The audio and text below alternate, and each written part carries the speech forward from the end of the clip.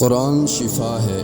یہ ایک ماں کی کہانی ہے جس کی بیٹی پیدائش کے وقت مکمل طور پر مفلوج اور غیر متحرک قرار دی گئی۔ نہ سن سکتی ہے، نہ بول سکتی ہے، نہ چل سکتی ہے۔ ڈاکٹرز نے نا امیدی کا علاج کر دیا، لیکن ماں نے ہار نہیں مانی۔ اس نے قرآن کو علاج بنایا۔ روزانہ ہزاروں بار سورۃ الفاتحہ بیٹی پر پڑھی، قرآن کی تلاوت اور آواز سے گھر کو بھر دیا۔ اللہ سے شفا کی پوری امید رکھی۔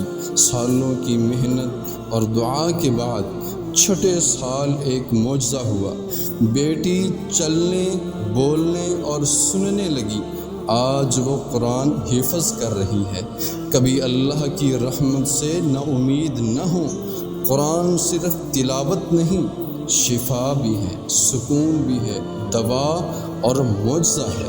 اپنے بچوں کو قرآن سے جوڑیں، اپنے گھروں میں قرآن کی آواز کو زندہ کریں۔